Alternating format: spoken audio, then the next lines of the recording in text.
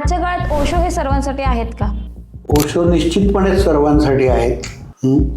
मी म्हटलं तसं की त्यांचं सगळं अध्यात्मच जीवनाभिमुख आहे. त्याच्यामुळे खऱ्या अर्थाने आयुष्य आनंदात सेलिब्रेटिव्ह कसं जगायचं याच्यासाठी ओशोंचा संदेश हा कायमस्वरूपी महत्त्वाचा आहे. आणि त्यांचा प्रत्येक उद्गार हेच जे वचन आहे असं म्हणू शकता तुम्ही. भारताच्या इतर समस्यांवर ओशोंनी काय बोलले? ते अनेक समस्यांवर 60-70 सालापासून बोलत आलेत. तो विषय मोठा आहे, पण सगळ्यात प्रमुख समस्या आपण जर घेतलं आणि ते आता जाणवायला लागले भारतात, ती म्हणजे लोकसंख्या विस्फोट. म्हणजे एका लेवलला नवीन जनरेशन खूप पुढे जाते, पण लोकसंख्या विस्फोट हा विषय असा आहे की आता मी पुण्यासारख्या शहरात, म्हणजे माझा जन्म पुण्यात झाला त्यावेळी काय पुण्याची लोकसंख्या होती आणि आता किती आहे आणि अजूनही म्हणजे सगळ्या मोठ्या शहरांची ही स्थिती. त्यामुळे ते सगळं आवाक्या बाहेर जायला लागलं.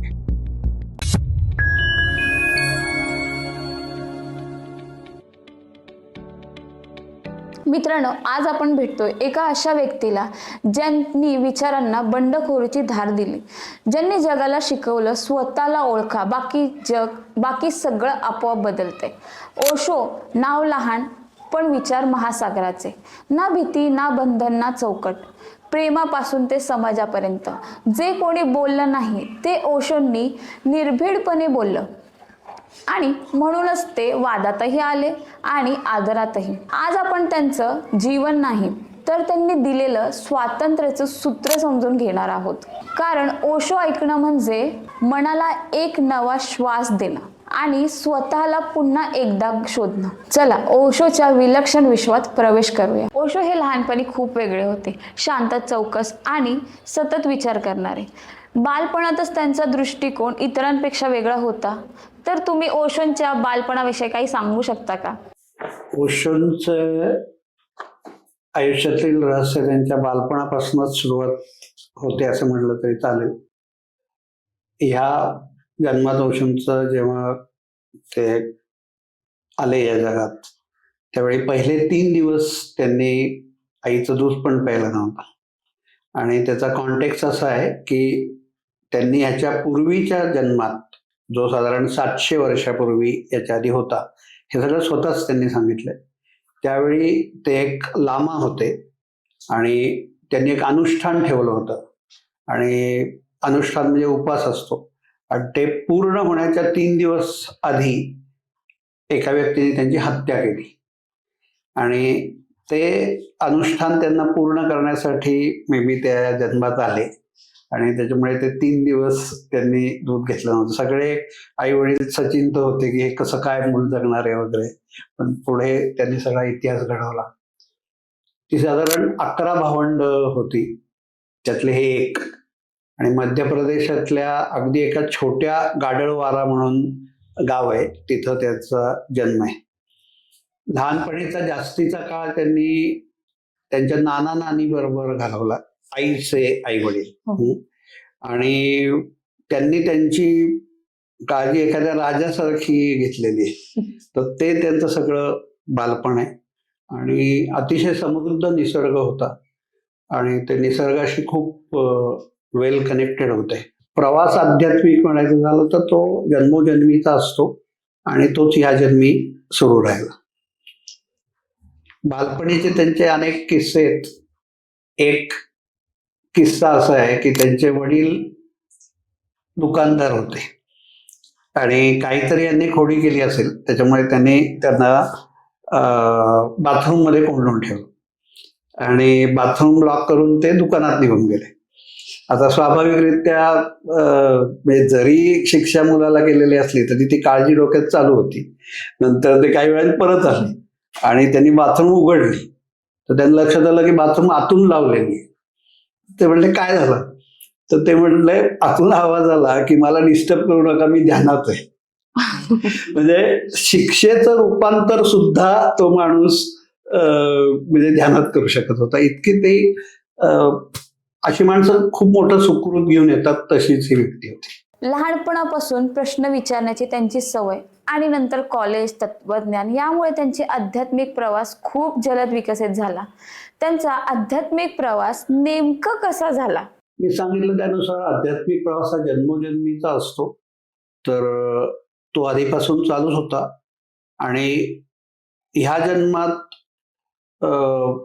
अनेक अध्यात्माच्या नावाने ज्या गैरसमजुती लोकांमध्ये पसरवल्या जात होत्या हजारो वर्ष, त्यांना उखडून लावायचा असं जर मी शब्द वापरला तर ते त्यांनी काम केलं. कारण काय आहे की अनेक चुकीचे गैरसमज हे राजकारणी आणि धर्ममार्तंड त्यांच्यावर त्यांनी खूप प्रखर भाष्य अनेक वेळा केलेलं आहे. ह्यांच्या सोयीचे असतात. कारण पाप पुण्याच्या कल्पना सगळे हे लोक हे करत असतात. राजकीय नेते त्यांचे काय कायदेविधी असतात, धर्ममार्तंडांचे त्यांचे रूल्स अँड रेग्युलेशन्स असतात आणि याला कुठलाही धर्म अपवाद नाहीये. आणि त्याच्यामुळे माणसाचा स्वतःविषयीच असा गैरसमज व्हायला लागतो की मी भयंकर पापी आहे. कारण कुठल्या ना कुठल्या ह्याच्यात ते सापडतातच की ही गोष्ट मी केलेली. आणि त्याच्यामुळे तो माणूस स्वतःकडेच कमी पद्धतीने लेखायला लागतो आणि तिथं सगळ्या समस्येला सुरुवात होते. आणि ह्याच्यातून अख्ख्या मानवजातीला बाहेर काढण्याचं काम त्यांच्या विचारांनी केलं. हे त्यांचं सगळ्यात महत्वाचं कॉन्ट्रीब्युशन मी सांगेन. कारण काय आहे की जसं ॲलोपॅथिक मेडिसिन असतं तर ॲलोपॅथिक मेडिसिन सिम्पटमॅटिक क्युअर असतं. म्हणजे तुम्हाला काहीतरी रोग झाला त्याचे सिम्पटम्स असतात आणि ॲलोपॅथिक मेडिसिन फक्त ते सिम्पटम जे असतं ते दाबतं, त्याला क्युअर करतच नाही. तर मुळाशी लोक जातच नाहीत. तसंच जे काय अध्यात्माच्या नावाने चाललं होतं, अध्यात्म म्हणजे भयंकर काहीतरी सिरियस अफेअर आहे असा लोकांचा समज झाला होता. त्याच्यामुळे मग ते आपल्यासाठी नाहीच आहे. हे ज्ञानेश्वर वगैरे हे फार मोठी माणसं आहेत, नॉर्मल माणसासाठी नाहीच आहे. तर ओशोंनी महत्वाचं म्हणजे की रोजच्या जीवनात अध्यात्माचा जितका उपयोग आहे आणि आनंदाने जगा, सेलिब्रेट लाईफ, उत्सवी जागा. उत्सव हे काय काय भारतात तर खूप असतात, पण उत्सव हे तुमच्या जगण्याचं स्वरूप झालं पाहिजे आणि अध्यात्म हे जीवनाभिमुख असलं पाहिजे, ते जीवनापासून पळण्यासाठी नाहीये. हा विचार अतिशय प्रामुख्याने त्यांनी मांडला. ओशोंनी भारतातील राजकारण, धर्म, संस्कृती, समाज या सगळ्यांवर बिनधास्त बोलले. अनेक मुद्द्यांवर त्यांचे विचार धक्कादायक पण तितकेच खोल होते. भारताच्या इतर समस्यांवर ओशोंनी काय बोलले? ते अनेक समस्यांवर 60-70 सालापासून बोलत आलेत. तो विषय मोठा आहे, पण सगळ्यात प्रमुख समस्या आपण जर घेतलं आणि ते आता जाणवायला लागले भारतात, ती म्हणजे लोकसंख्या विस्फोट. म्हणजे एका लेवलला आज नवीन जनरेशन खूप पुढे जाते, पण लोकसंख्या विस्फोट हा विषय असा आहे की आता मी पुण्यासारख्या शहरात, माझा जन्म पुण्यात झाला त्यावेळी काय पुण्याची लोकसंख्या होती आणि आता किती आहेत आणि अजूनही, म्हणजे सगळ्या मोठ्या शहरांची ही स्थिती आहे. त्यामुळे ते सगळं आवाक्या बाहेर जायला लागले. आणि हे त्यावेळी तेव्हापासून ते बोलायचे की हे जर तुम्ही कंट्रोल केलं नाहीत तर बाकीचं सगळं तुमचं खड्ड्यात जाण्याची शक्यता आहे. म्हणजे ते या लेवलला बोलायचे की एका जनरेशननी म्हणजे मुलं पैदा करणं थांबवलं पाहिजे तर हे काहीतरी कंट्रोल होईल. पण दुर्दैवाने आपल्या राजकारण्यांनी कधीच या विषयी आज तागायत स्टेप्स घेतलेले नाहीये. याविषयी कोणीही बोलत नाही. फक्त ते धर्म मार्तंड्यांच्या भाषेत यांची लोकसंख्या आमची लोकसंख्या, मी काही त्याच्यात जात नाही, लोकसंख्याही वाढतच जाते.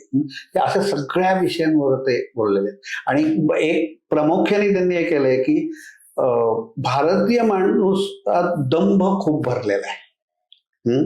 दंभ खूप भरलेला आहे. दंभ म्हणजे खोटारडेपण, यू कॅन से. ओके, तर ते म्हणजे ट्रूथच्या बाबतीत एका लेवलला म्हणता येईल की अमेरिकन्स जास्त ट्रूथफुल आहेत. ते असेल ते रोखठोक सांगतात. ओके, म्हणजे इंडियन माणूस म्हणजे आज बघितलं तर अक्षरशः म्हणजे पैशासाठी मॅड आहेत. पण ते स्वीकारतच नाहीत की आपल्याला पैसे हवेत म्हणून, कारण ते कुठंतरी म्हणजे ते दांभिकपणा येतो. तर तो गोंधळ आहे सगळा. आणि त्याच्यावर त्यांनी खूप प्रहार केलेले आणि ते म्हणले अशा पद्धतीने तुम्ही कधीच प्रगती करू शकत नाही. कोणीच म्हणजे. आणि त्यांचा विचार जो होता तो सगळा वैश्विक विचार होता. मुख्यतः त्यांनी सांगितलं की आपल्या इथं काय आहे की अध्यात्म हे खूप विकसित झालं. वेस्टर्न कंट्रीजमध्ये भौतिकवाद खूप विकसित झाला, टेक्नॉलॉजी सगळी डेव्हलप झाली. आणि आज खरं म्हणजे जर आपण दोघांच्या चांगल्या यांचं एकत्व केलं तर स्वर्ग इथंच आहे, दुसरीकडे काही जायची गरज नाही. हा त्यांचा प्रामुख्याने विचार होता. भारतातील विरोध, राजकीय दबाव आणि त्यांच्या वाढलेल्या लोकप्रियतेमुळे त्यांनी USA ला जाण्याचा निर्णय घेतला का? आणि त्यांची त्यात भूमिका काय होती? त्याविषयी मी एवढं सांगेन की ओशो सुरुवातीच्या काळात भारतभर फिरायचे, प्रवचनं द्यायचे, खूप पॉप्युलर होते भारतातही. कारण जरी विरोध होत असला तरी त्यांचे भक्तगणही भरपूर होते. मग हळूहळू ते स्प्रेड होऊन बाहेरचे शिष्य यायला लागले, परदेशी शिष्य यायला लागले, त्यांची संख्या वाढायला लागली.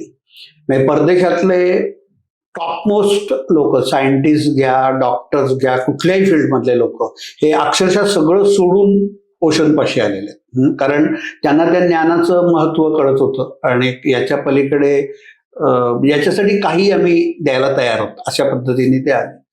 मग यथावकाशात त्यांना असं वाटलं की मी त्याच्या परदेशी शिष्यांना, अमेरिकन शिष्यांना, की हे जर जगापर्यंत जास्त मोठ्या स्वरूपात जायचं असेल तर म्हणजे अमेरिकेतनं गेलं, कारण अमेरिका हा काय सुकॉल्ड टॉपमोस्ट नेशन समजलं जातं, तर तो मॅक्सिमम संदेश जाईल आणि लोकांपर्यंत जाईल. त्या हिशोबाने त्यांनीच आग्रह केला. त्यांनी ती सगळी तिथं ओरेगॉनमध्ये लँड विकत घेतली, रजनीशपुरम वगैरे ते स्थापन केलं.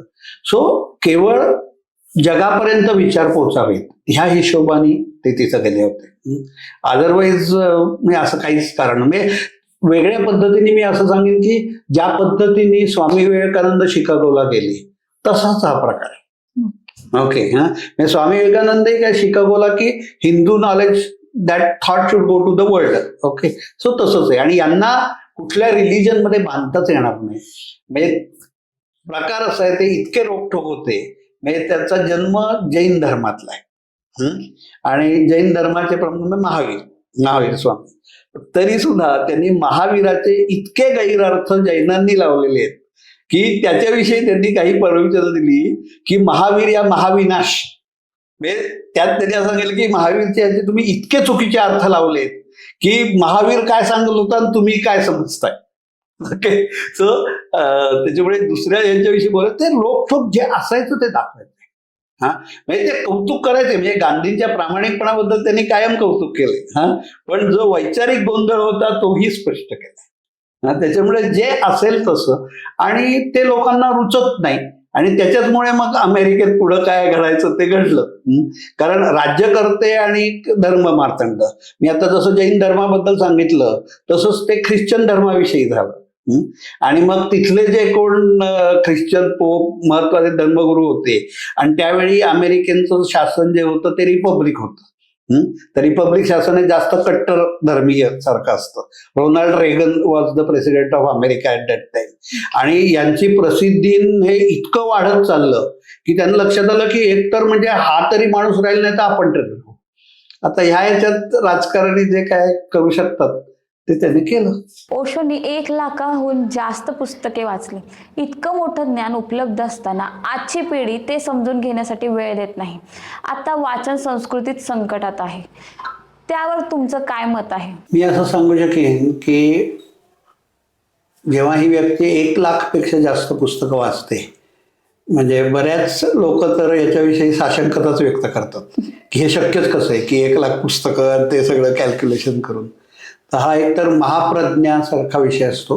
म्हणजे त्यांची बौद्धिक पातळी खूपच उंचीवरची असते, त्याच्यामुळे ते करू शकतात. म्हणजे मी रीडिंग स्पीडची काही ट्रेनिंग्स घेतो, त्याच्यात नॉर्मल विद्यार्थ्यांचा रीडिंग स्पीड साधारण 200 वर्ड्स पर मिनिट असतो. आणि fastest readers in the world जे आहेत ते 3,500 ते 4,000 शब्द प्रति मिनिट वाचू शकतात. तर हे स्वामी विवेकानंद, ओशो वगैरे हे त्या कॅटेगरीतली माणसं असतात. तर त्याच्यामुळे ते वाचू शकतात. त्यांची प्रवचनं तुम्ही ऐकली तर ते एकाच प्रवचनात इतक्या वेगवेगळ्या लोकांना कोट करत असतात आणि ते कोट पण करतात, ते त्या माणसाचं नाव पण सांगतात. म्हणजे नुसतंच 1,00,000 वाचन नाहीये, ते रिटेन पण ते करू शकत होते. आणि ह्या पार्श्वभूमीवर आजचं जर वाचनाची स्थिती बघितली तर ती खूपच दयनीय आहे. फक्त सगळ्यांनीच असं लक्षात घेतलं पाहिजे की म्हणजे ओशोंसारख्या व्यक्ती जेव्हा तुम्ही म्हणता तसं 1,00,000 सोडून द्या, पण वाचन जे त्यांनी अफाट असंख्य विषयांवर केलं. लहानपणी तर ते त्यांच्या गावातली जी लायब्ररी होती ती अख्खी त्यांनी वाचून काढली होती. तर वाचन हा व्यक्तिमत्व विकासाचा प्रमुख भाग आहे. हां, हे तर तुम्ही मान्य केलंच पाहिजे. ओके, हे काय म्हणजे ते काय फक्त नुसतं ध्यानच करत बसले नाहीत 50 वर्ष. तर हे जरी लोकांना लक्षात आलं, मी आता कायम एम्फसाइज करतो की reading is the cheapest and best way of personality development today. हां, कारण पुस्तकं चीप म्हणजे कोण वाचतच नाही, त्याच्यामुळे ती काय उपलब्ध होणं काही अवघडच नाहीये. पण त्याच्यासाठी जे कॉन्सन्ट्रेशन पाहिजे तेच लोकांचं नष्ट झालंय. आणि ते ह्या सगळ्या गॅजेट्समुळे अजून नष्ट होत चाललंय. तर ते लोकांनी लक्षात घेतलं पाहिजे की ते आपल्याला रिटेन केलं पाहिजे. हां, आणि तिथंच ध्यान येतं. म्हणजे ध्यान इज नॉट कॉन्सन्ट्रेशन, पण ध्यान जर तुम्ही केलं तर आपोआप तुमची एकाग्रता वाढते. आणि एकाग्रता असल्याशिवाय तुम्हाला कुठलीच गोष्ट साध्य होऊ शकत नाही. तर ह्या दिशेने जर गेले तर म्हणजे खरोखरच म्हणजे व्यक्तिगत आयुष्यात प्रत्येकाला सहज त्याचा फायदा लक्षात येईल. आणि मग आपोआपच तो त्या दिशेने म्हणजे रोज 1 तास, जसं ध्यान म्हणलं तसं 1 तास चांगल्या वाचनासाठी जर मुलांनी, पालकांनी एकत्र बसून वाचलं तर तो अजून चांगला संस्कार होईल. तर खूप काही चांगल्या गोष्टी घडू शकतात. नवसन्यास ही काय संकल्पना आहे आणि ती रिलेव्हंट आहे का? त्याच्या इतकी रिलेव्हंट संकल्पनाच माझ्यामध्ये आज नाहीये.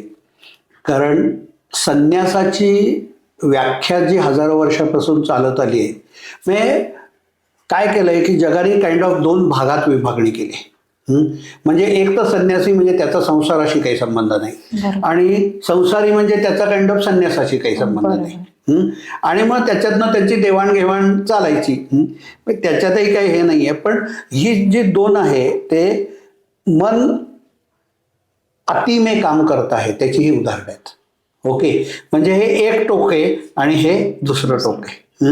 आणि त्याचं संतुलन जे आहे ते ओशोंनी त्यांचा जो नवसन्यास ही संकल्पना मांडली त्याच्यात ते मांडलं. आणि ती काळाची गरज आहे. कारण ते म्हणतात की संन्यास ही शेवटी मनाची वृत्ती आहे. म्हणजे ते कुठलं तरी एक भगवे कपडे घालून संन्यासी होता अशातला भाग नाहीये. ती मनाची वृत्ती आहे. आसक्ती तुम्हाला जोपर्यंत कुठल्याही गोष्टीत आहे तोपर्यंत तुमची संन्यस्त वृत्तीच नाहीये. आज आपण रिटायरमेंट हा जर विषय घेतला तर रिटायरमेंट ही वृत्ती आहे ना ऍक्च्युली. तर ती जर असेल तर रिटायरमेंट नंतर तुमचं आयुष्य काहीतरी बदलेल, नाहीतर तुम्ही काही ना काहीतरी दुसरी नोकरी म्हणा किंवा हे असं करतच राहणार. तसं ही संन्यासी वृत्ती आहे आणि ती महत्वाची आहे. म्हणजे आसक्ती जर तुम्ही कमी केलीत, याचा अर्थ तुम्ही वस्तूंचा त्याग करा किंवा उपभोग करू नका अशात नाहीये, पण त्याच्यात अडकून पडू नका हे ते सांगत होते. म्हणजे कुठल्याही गोष्टीचं म्हणजे खऱ्या अर्थाने आनंद घेतल्याशिवाय तुम्ही त्याच्या पलीकडे जाऊ शकत नाही. म्हणजे एखादा माणूस आयुष्यभर भुकेलाच असेल तर त्याला ऑब्व्हियसली कायम मला फूड कसं मिळणार याची चिंता असणार. पण ह्याच्या पुढे माणूस गेल्यानंतरही तो त्याच्या बाहेर जातच नाहीये. म्हणजे आज मी अनेक म्हातारी माणसं बघितली आहेत की त्यांना फूड शिवाय दुसरं काही सुचतच नाही. म्हणजे वय एवढं वाढलेलं असतं पण अजून सुद्धा त्यांना की ह्याच्या पलीकडे काही आनंद आहे, कारण त्यांनी काही ध्यानधारणा नाही, काहीच केलेलं नसतं. तर त्यांची जी नवसन्यासाची कल्पना आहे तर त्यांची संन्यासाची व्याख्याच इतकी सुंदर आहे की कमिटमेंट ते काय घेतात की कम व्हॉट मे, रोज 1 तास मी ध्यानाला देईन. रोज 1 तास मी ध्यान करेन. आणि ते म्हणतात की, आणि हे खरं आहे, मी अनुभवाने सांगू शकतो, मी 30 वर्ष या क्षेत्रात आहे. रोज 1 तास जर तुम्ही ध्यान केलं तर आपोआप तुमचं म्हणजे ज्या काही निगेटिव्हिटीज प्रत्येकातच असतात पण त्या हळूहळू ट्रॅकवर यायला लागतील. ओके, बाकी तुमचं जे काय आयुष्य आहे ते चालू ठेवा. म्हणजे संन्यासाचा अर्थ काय तलाक याचा काहीच संबंध नाही. ओके, सो तुम्ही आनंदाने कुटुंबाबरोबर राहू शकता पण अडकून पडू नका. आणि मग हे म्हणजे काय नवरा बायको, बायको नवऱ्यात, ती मुलात, अजून अडकून पडलेले असतात. ओके, तर जो गोंधळ आहे तर त्याच्यावर त्यांचं नवसन्यासाची व्याख्या की म्हणजे ध्यान म्हणजे ते म्हणतात त्याग नाहीये, ते जीवनाचा सर्वांगीण स्वीकार आहे. आणि जेव्हा तुम्ही जीवनाचा सर्वांगीण स्वीकार करता त्यात मृत्यूचाही स्वीकार आला. बरोबर. सो असं त्यांची ती सर्वांगीण व्याख्या आहे आणि तो त्यांचा नवसन्यास आहे. आणि ती माझ्या दृष्टीने काळाची गरज आहे. खूप गोष्टी सुलभ होत जातील. कारण कुठलीही गोष्ट तुम्ही जर सांगितलं की ही गोष्ट करायची नाही तर मग त्याच्याविषयी जास्त आकर्षण निर्माण होतं. आणि हे जुन्या काळातले जे संन्यास आहे त्यांची प्रमुख समस्या झालेली आहे म्हणा, होती म्हणा. कारण काही गोष्टी त्यांना वर्ज करायला लागतात. आता ते त्या म्हणजे काय त्यांच्या संयमाने ते करतात, पण ते मनातलं आकर्षण गेलेलं नसतं. तर तो ते म्हणतात की संन्यास हा घटित झाला पाहिजे. ओके, म्हणजे नुसतं एखादी ती डिग्री घेण्यासारखे विषय नाहीये, त्याने होणार नाही. नुसते बाहेरून वस्त्र तुम्ही परिवर्तन केलं तर आंतरिक बदल, आंतरिक संन्यास हा महत्वाचा आहे. म्हणजे त्याला संन्यासला ते महारासलीला असे शब्द वापरतात. महारासलीला म्हणजे सगळ्यात मोठा आनंद. म्हणजे जसं लहान मूल तुम्ही घेतलं, म्हणजे संन्यास is like becoming a child again. लहान मुले आनंदीच असतं. मग ते एखाद्या गरीबाच्या मजुराचं मूल असेल किंवा एखाद्या धनाढ्य घरात जन्माला, दोघंही तितकीच आनंदी असतात. कारण आनंदाविषयीच्या चुकीच्या कल्पना आहेत त्या त्यांच्या डोक्यात नसतात. मनी हा विषयच त्यावेळी काही कळत नसतो. त्यांच्याला जे अवेलेबल असतं त्याच्यातनं ते आनंद. तर तीच संन्यासाची खरी व्याख्या आहे. आणि त्याच्याचमुळे ते आश्रम व्यवस्था ते कायम सांगतात की ब्रह्मचर्य, गृहस्थ, वानप्रस्थ, संन्यास ही अतिशय संतुलित व्यवस्था भारतीय जीवन पद्धतीत होती. आणि आताचं दुर्दैव असं आहे की गृहस्थाश्रमाच्या पुढे लोक जातच नाहीत. म्हणजे गृहस्थाश्रम हे पैसे मिळवण्याच्या दृष्टीने जर म्हटलं तर दुसरं काही लोकांना सुचतच नाही मरेपर्यंत. तर हे म्हणजे वैचारिक दारिद्र्य आणि ह्याच्या पुढे जा हे ते सांगत होते. आजच्या काळात ओशो हे सर्वांसाठी आहेत का? ओशो निश्चितपणे सर्वांसाठी आहेत. मी म्हटलं तसं की त्यांचं सगळं अध्यात्मच जीवनाभिमुख आहे. त्याच्यामुळे खऱ्या अर्थाने आयुष्य आनंदात सेलिब्रेटिव्ह कसं जगायचं याच्यासाठी ओशोंचा संदेश हा कायमस्वरूपी महत्त्वाचा आहे. आणि त्यांचा प्रत्येक उद्गार हेच म्हणजे वचन आहे असं म्हणू शकता तुम्ही. काही प्रमुख वचनं त्यांचे सांगायची झाली तर एक त्यांचं प्रसिद्ध वचन असं आहे की तुम जन्म से सम्राट और आदत से भिकारी हो. तुम जन्म से सम्राट और आदत से भिकारी हो. ते असं सांगू इच्छितात की म्हणजे जसं लहान मुले आनंदी असतं ते सम्राटासारखं असतं, पण नंतर जे काय तुमचं मला हे पाहिजे ते पाहिजे ते पाहिजे ते भिकारी पण चालू होतं आणि ते संपतच नाही. म्हणजे ह्या क्षेत्रात मी अनेक धनाढ्य माणसं जवळनं बघितली आहेत, पण ते समाधानी नसतात. म्हणजे त्यांना अजूनपर्यंत मला काहीतरी अजून पाहिजे अजून पाहिजे, हे त्यांचं संपतच नसतं. तर हे जे आदत से भिकारी म्हणतो, ओके, तर हे regaining that is what is ध्यान ऑल अबाउट. किंवा संतुलन ही स्वर्ग आहे हा त्यांचं खूप प्रसिद्ध वचन आहे आणि खूप महत्वाचं आहे. कारण आज सगळं बघितलं तर सगळ्याचं असंतुलन झालंय. फूड पासून सगळं. आज तुम्ही जर ओबेसिटी समस्या घेतलीत तर या ओबेसिटी समस्येचं रूट जंक फूड वगैरे तर आहेच, पण त्याचं मेन माइंड लेवलला आहे. म्हणजे तुम्ही विचार करून बघा की माणूस जितका फ्रस्ट्रेटेड असतो तेवढा तो जास्त खातो, कारण तो फ्रस्ट्रेटेड असतो. त्याच्यामुळे तो फूडनी ते काइंड ऑफ कॉम्पेन्सेट करायला बघतो आणि तो काही फूड खातो. ते मुख्य ओबेसिटीचं रिझन आहे. आणि तो तणाव असल्यामुळे सगळ्या जगभर आपण बघतोय त्याचं काय होतं ते. आता जगभर लोक असं सांगतात की खूप मुलं व्यसनी होत चालली आहेत वगैरे वगैरे. त्याचंही कारण काय आहे की आनंदी राहणंच लोक विसरून गेलेत. आणि मग तो तणाव आहे त्याला ते तात्पुरते काहीतरी इलाज शोधतात ज्याला ह्याच्याप्रमाणे, आणि ते कायम याला ते कायम गोष्टींच्या मुळाशी जातात. याला ते सांगतात कायमस्वरूपी सोल्युशन काय आहे की कुठल्याही परिस्थितीत आनंदी कसं राहता येईल ह्याचं ट्रेनिंग दिलं गेलं पाहिजे. आणि ज्या पद्धतीने आपल्या सगळे शाळा कॉलेज चालतात ते सगळं म्हणजे उलटच आहे. आणि त्याच्यामुळे तेही प्रमाण आता म्हणजे अनेक मुलं शाळा कॉलेजला सरळ म्हणजे काय गुड बाय ठोकतात, कारण ते म्हणतात त्यातनं काहीच निष्पन्न होत नाहीये. सो आनंद हा माणसाचा स्वभाव आहे. हे लक्षात आलं पाहिजे. सो असं खूप मोठी यादी आहे. जसं प्रेम हा माणसाचा स्वभाव आहे, पण ते तुम्ही विसरून गेलात आणि फक्त एकमेकांशी मारामाऱ्या करत राहिलात. मी आता मगाशी म्हणलं की काम ऊर्जा विषय आहे. तर काम म्हणजे काय ॲक्च्युली इट्स नॉट, लोक फक्त त्याचं रिलेशन सेक्सशी लावतात, तसं नाही येते. काम म्हणजे डिझायर्स आहे. ओके, इच्छा. आणि तुम्हाला लक्षात आलं पाहिजे की इच्छांची जी शृंखला आहे ती अनिर्बंध आहे. म्हणजे एका इच्छेतनंच दुसरी निर्माण होते. पहिल्यांदा माणसाला काय कार नसते तोपर्यंत माझ्याकडे कार पाहिजे, मग कार आली की काय नाही माझ्याकडे मारुतीचं आहे, दुसऱ्याकडे अजून BMW आहे. सो म्हणजे ते मन हमेशा अभाव में जीता आहे सारखं ते असमाधानच तो कंटिन्यू करत राहतो.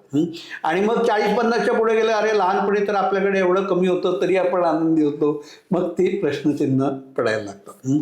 तर हे जर सुरुवातीपासूनच ट्रॅक बरोबर असेल तर खरं म्हणजे वेगळ्या स्वर्गाची गरजच नाही. आज मी म्हणलं तसं टेक्नॉलॉजी ही खूप पॉवरफुल आहे. ते कायम एक महत्त्वाचा मुद्दा सांगतात की टेक्नॉलॉजी आणि ध्यान, म्हणजे ते धर्म हा शब्द म्हणजे स्वधर्म या अर्थाने वापरतात. फरक काय आहे की टेक्नॉलॉजीत काही माणसं किंवा त्यांची टीम काहीतरी शोधून काढते आणि मग ते सगळ्यांना उपलब्ध होतं आणि ते बिझनेसमध्ये ते अफोर्डेबल किमतीत करतात. पण ते तुम्ही शोधून काढलेलं नसतं. त्याच्यामुळे तुम्हाला त्याच्यातलं म्हणजे किती कष्ट कोणी कोणी घेतले त्याची जाणीव नसते आणि मग तुम्ही त्याचा अनिर्बंध वापर करायला लागता, की जे आज आपण बघतोय. पण ध्यानाच्या क्षेत्रात काय आहे की ते तुमचं तुम्हाला कमवायला लागतं. कमावणं हा शब्द मी काय म्हणतो दुर्दैवाने आपण फक्त पैशाच्या बाबतीत वापरतो. पण इतर अनेक गोष्टी आहेत की ज्या कमवाव्या लागतात आणि त्या कमावणं तुमचं तुम्हीच करू शकतात आणि ते खरं म्हणजे जास्त अवघड आहे. आता कॉन्फिडन्स जर तुम्ही घेतलात तर तो काय बायबल नाहीये आणि तो नसला तर तुम्ही काहीच करू शकत नाही. तर हे खरं कमावणं काय आहे हे तुम्हाला औषधमुळे कळेल. म्हणजे मी असं म्हणेन की माझा प्रवास वैयक्तिक आणि त्याचं धन से ध्यान तक, हे सगळी जी यात्रा आहे ती काय आहे तो प्रवास ते अतिशय सोप्या भाषेत उलगडून सांगतात. इतके गहन विषयांविषयी ते बोलतात आणि त्याविषयी बोलणं खरं म्हणजे खूप अवघड आहे आणि माझ्याला तरी असं वाटतं की सोप्यात सोप्या पद्धतीने ते एक्सप्लेन करतात. सो पहिल्यांदा आपण समजून घेणं आणि एक एक पाऊल त्या दिशेने जसं आचरण करता येईल तसं आचरण करणं. बाकी काय कुठंच काही जायची गरज नाही. तुम्ही असाल तिथे कायमस्वरूपी आनंदात राहू शकता. जर ओशोंच्या विचारांनी तुम्हाला एक स्पार्क दिला असेल तर फॉलो करा, शेअर करा आणि पुढच्या एपिसोडमध्ये भेटू. Stay tune for more mind opening talks. तुम्ही ऐकताय म्हणून आम्ही बोलतोय.